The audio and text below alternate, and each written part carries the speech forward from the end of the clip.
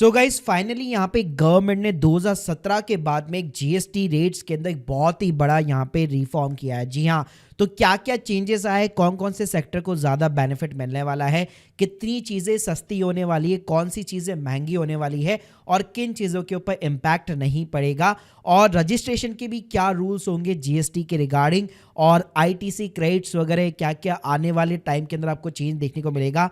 सारी जानकारी दूंगा एक ही वीडियो के अंदर, तो प्लीज पूरा वीडियो यहाँ पे जरूर देखिएगा। तो देखिए, अगर मैं सबसे पहले बात करूं तो पहले प्रीवियस स्ट्रक्चर क्या था जीएसटी रेट का, यहाँ पे 4 रेट के अंदर डिवाइड हुआ करता था, 5%, 12%, 18% और 28%। अब इन्होंने न्यू स्ट्रक्चर किया जीएसटी रेट के अंदर। स्लैब रेट्स के अंदर केवल अब 3 मेन स्लैब रखी गई है, केवल 5% रखा गया है, 18% रखा गया है और 40% रखा गया है।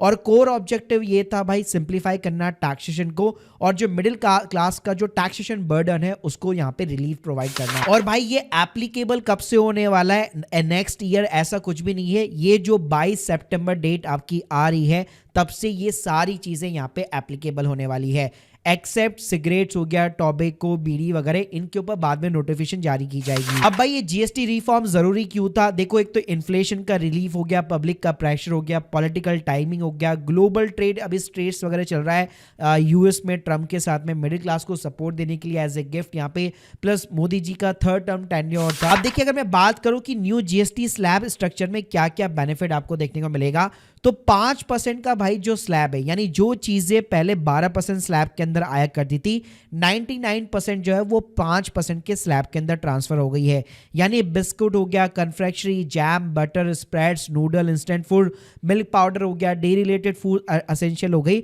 मतलब तमाम आपकी एफएमसीजी की जो जरूरतमंदी की जो प्रोडक्ट्स होते हैं वो सारे अब आपके जितने भी पहले जो 12% जीएसटी लगता था जिस पे, वो 5% स्लैब के अंदर आने लग जाएंगे। इसके अलावा जो चीजें 28% जीएसटी जिस पे लगता था, 90% आइटम वो जो है अब 18% स्लैब के ऊपर शिफ्ट हो चुके हैं। तो ये भी एक बड़ा रिफॉर्म है। इलेक्ट्रॉनिक्स आइटम्स हो गए, अप्लायंसेस हो गए, होटल डाइनिंग सर्विसेज हो गई, मिड रेंज की कार्स हो गई, 2 व्हीलर्स हो गए, कंज्यूमेबल्स ड्यूरेबल्स हो गए, ये सारे अब 18% स्लैब के अंदर आने वाले हैं। और गवर्नमेंट ने भाई लग्जरी गुड के लिए एक नया ही स्लैब इंट्रोड्यूस कर दिया, 40% का, जो सबसे हाईएस्ट है, और ये लगने वाला है हाई एंड कार्स के ऊपर, एसयूवीज के ऊपर, लग्जरी बाइक्स के ऊपर, व्हीकल्स के ऊपर, डिजाइनर प्रोडक्ट हो गया, टोबैको, सिगरेट, पान मसाला और हार्मफुल प्रोडक्ट्स के ऊपर। तो गवर्नमेंट का सिंपल सा गोल था भाई 5%, 18% स्लैब के अंदर जितनी भी जो एसेंशियल चीजें हैं उन सभी को रखा जाए, और लग्जरी और जो सिन गुड्स होते, अल्ट्रा एक्सपेंसिव होते, उनको एक हाई कैटेगरी के अंदर रखा जाए। अब देखिए, अगर मैं गवर्नमेंट के जीएसटी यहाँ पे रजिस्ट्रेशन की बात करूं as a business point of view, तो वहां पे कोई चेंज नहीं है। अभी भी थ्रेशोल्ड लिमिट आपकी 40 लाख रुपए की है, सर्विस वालों के लिए 20 लाख रुपए की है। बाकी रेट की नोटिफिकेशन जल्दी आ जाएगी। सप्लाई टाइमिंग रूल की यहाँ पे बात करो तो इनवॉइस डेट, पेमेंट डेट्स दोनों में जो भी अर्लियर होगा, और ई वे बिल्स वगैरह को आपको कैंसिल करने की जरूरत नहीं है। बाकी गाइस, आपका इनपुट जो टैक्स क्रेडिट है वो आपको यहाँ पे मिलता रहेगा। बाकी रिवर्सल रिक्वायरमेंट होगी, अगर कोई चीज यहाँ पे जो है एग्जेम्प्ट हो चुकी है तो वहां पे आईटीसी आपको रिवर्स करना पड़ेगा। इंपोर्ट एक्सपोर्ट के ऊपर सारी ट्रेड कैलकुलेशन पे अफेक्ट आने वाला है, और रिफंड वगैरह जो एक्सपोर्टर्स के लिए रहता था वो सेम चीज रहेगी। अब भाई क्या गवर्नमेंट को इससे लॉस होने वाला है? तो भाई 85,000 करोड़ का लॉस हो सकता है, और स्टेट का अगर एस्टिमेट में मानूं तो वहां पे 2 लाख करोड़ का लॉस यहाँ पे हो सकता है। लेकिन गवर्नमेंट यहाँ पे अपनी कैलकुलेशन लेके चल रही है कि यहाँ पे जो रिफॉर्म किया गया है उससे यहाँ पे कंजम्पशन जो है बूस्ट होगी, तो अल्टीमेटली लोग ज्यादा खर्चा करेंगे, तो उससे इकोनॉमी अपने आप ही यहाँ पे बूम करेगी, और जीएसटी का कलेक्शन जो है वो यहाँ पे ज्यादा होगा लॉस की जगह। अब गाइस, इससे कौन कौन से सेक्टर को बेनिफिट मिलने वाला है? तो देखो, एफएमजीसीजी जो सेक्टर है वो तो कंप्लीटली उसमें बेनिफिट मिलेगा। बिस्कुट हो गया, chocolate, sugar, jam, milk powder, यानी जितनी भी एसेंशियल आइटम है।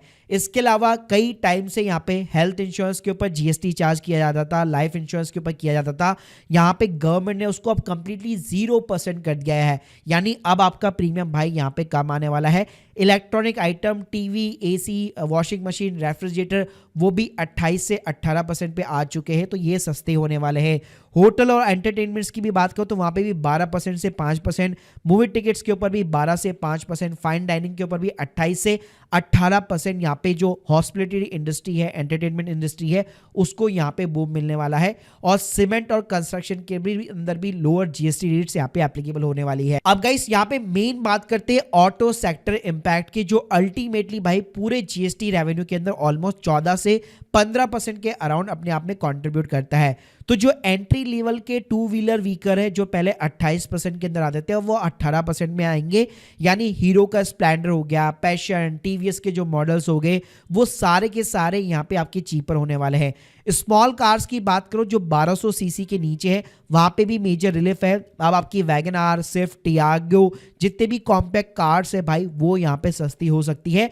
लेकिन भाई जो लग्जरी बाइक्स है, कार है, उसके ऊपर अब 40% का टैक्स यहाँ पे इम्प्लीमेंट होगा। मतलब पहले 28% था, 28 से उसको 40% कर दिया गया है। यानी रॉयल एनफील्ड हो गई, हार्ले डेविडसन हो गया, एसयूवीज हो गई, लग्जरी सेडान्स हो गई, वो भाई आपकी यहाँ पे महंगी हो सकती है। लेकिन यहाँ पे मैं एक चीज बताना चाहूंगा, जो 40% के अंदर भी जिन चीजों को डाला गया है, तो वहां पे गवर्नमेंट ने सेस की यहाँ पे जो है बेसिकली पहले क्या करता था, सेस भी लगता था। लेकिन गवर्नमेंट ने ना अपने यहाँ पे नोटिफिकेशन के अंदर आप देख सकते हैं, इन्होंने साफ लिखा हुआ है कि जो एसयूवी है, एमयूवी है या एमपीवी, जो भी आप नाम ले लो, मतलब जो 1500 सीसी से ज्यादा की है और जिनकी लेंथ जो है 4000 mm के बियॉन्ड है, जिनका ग्राउंड क्लियरेंस 170 mm के बियॉन्ड है, उन पे पहले तो 28% जीएसटी प्लस सेस भी लगता था।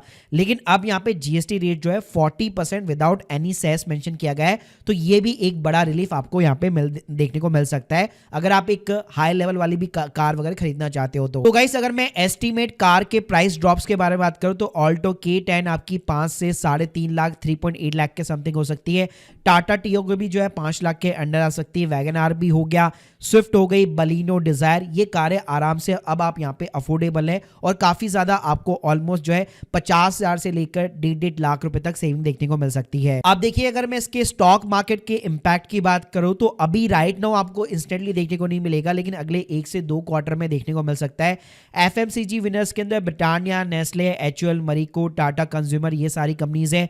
ऑटो के अंदर Hero MotoCorp, TVS, Maruti Suzuki वगैरह हो गया। टेक्सटाइल रिटेल्स के अंदर, एंटरटेनमेंट्स के अंदर, होटल इंडस्ट्री वगैरह, इन सबको यहाँ पे ज्यादा पुश मिलने वाला है। अब यहाँ पे डेफिनेटली गवर्नमेंट के लिए भी कुछ रिस्क और लिमिटेशन जरूर है, जैसे लग्जरी और सिन गुड्स का इंपैक्ट आएगा 40% जीएसटी की वजह से। वहां पे उसके अंदर जो डिमांड है वो यहाँ पे डेफिनेटली कम हो सकती है। और जैसे मैंने बताया कि सेस के ऊपर पहले कल तक चीजें क्लियर नहीं थी, लेकिन अभी नोटिफिकेशन निकाली हुई है तो उसमें साफ बोला गया है कि जो एसयूवी के ऊपर मतलब जहां पे भी 40% जो टैक्स लगाया गया है उसी के अंदर आपकी सारी चीजें इंक्लूड है, अलग से कोई सेस चार्ज नहीं होगा। तो भाई अगर मैं फाइनली यहाँ पे आउटलुक की बात करूं तो भाई मिडिल क्लास की फैमिलीज के लिए तो डेफिनेटली ये वाली जो रिफॉर्म किए गए वो एकदम से विनर्स है। फर्स्ट टाइम जो एंट्री लेवल व्हीकल बाय वगैरह करने वाले उनको बेनिफिट मिलने वाला है। एफएमसीजी ऑटो इन्वेस्टर को बेनिफिट मिलने वाला है। चैलेंजेस होंगे भाई लग्जरी बायर्स के लिए, गवर्नमेंट रेवेन्यूज के लिए और ग्लोबल अनसर्टेनिटीज के लिए। बाकी आप लोगों का क्या व्यू है इसके ऊपर प्लीज मुझे कमेंट बॉक्स के अंदर जरूर बताइएगा। Thank you guys, thank you very much.